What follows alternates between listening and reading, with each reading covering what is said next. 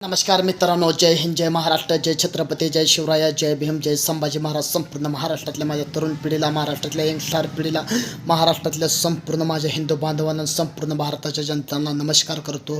हे करतो आजचं भाषणाचं सुरुवात करू. अमृतसरला पंजाब साईडला एवढा पाऊस आला, लोकांचं नुकसान झालं, हे झालं, लोकांचे घरं गेले व्हायला, हे गेले, लोकांनी काय काय जणांनी दान केले, मदत केली. भारताचं देशाचं गृहमंत्री अमित शहा, एवढं पॉवरफुल देशाचं गृहमंत्री, स्वतःला हिंदुत्ववादी नेता समजलं.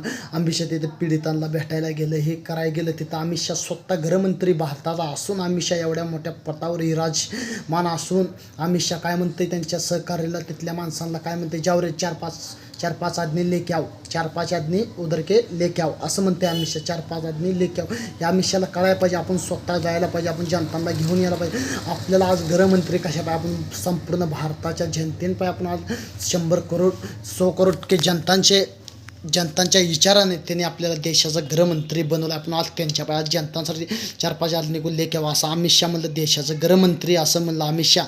आणि त्यानंतर महाराष्ट्रातले आपले एक दुर्दैवी घटना, महाराष्ट्रातलं मुख्यमंत्री देवेंद्र फडणवीस, महाराष्ट्रातलं भिकार चोट सरकार, एक आपला तिथं शेतकरी बांधव गेलता ह्याच्यासाठी त्याच्यासाठी, मग तिथं कार्यालयामध्ये गेलता. त्या शेतकरी बांधवाला इथं डोळ्याला लागलं, हे लागलं, त्याला इतके एवढा अन्याय केला, त्याच्यावर भ्रष्टाचार केला, त्याला एवढं मारलं. महाराष्ट्रातलं सरकार भिकार चोट आहे, ही सरकार गोरगरिबांचं नाही, मोठ्या लोकांचं सरकार आहे. सामाजिक लोक, एक शेतकऱ्याचा पोरगा, कुटुंबामधला शेतकऱ्याचा पोरगा तर ऑफिसमध्ये गेला, तर ऑफिसमध्ये गेला, त्याच्यासाठी गेला, त्याच्या हक्कासाठी गेला, न्याय मागायसाठी.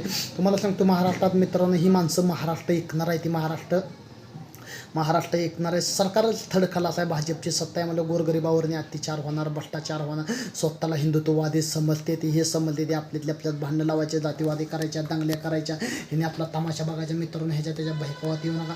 महाराष्ट्र सरकार असो, कोण असो, मी कोणालाच घाबरत नाही. मी सामाजिक कार्यकर्ता चांगले भाऊ जाधव, महाराष्ट्रातला बुलंद आवाज. मी गोरगरिबांसाठी, शेतकरी बांधवांसाठी, 18 पकड जातींसाठी, हिंदुत्वांसाठी, शोषणामध्ये माझं नाव आहे, हिंदू बांधवांसाठी. तुम्हाला सांगतो मित्रांनो, हे लक्षात घ्यावं, ती करावं. मित्रांनो, तुम्हाला सांगतो महाराष्ट्रात किती पण काय झालं तर चांगले भाऊ जाधव तुमचाच कार्य करताय, तुम्हीच सांभाळणार आहे, तुम्हीच ताकद देणार. हे तुम्हाला पॉलिटिक्स महाराष्ट्रातली बरोबर वाटत नाही. ते जय हिंद, जय शिवराय, जय महाराष्ट्र. काय चुकलं तर माफ करा, सांभाळून घ्या.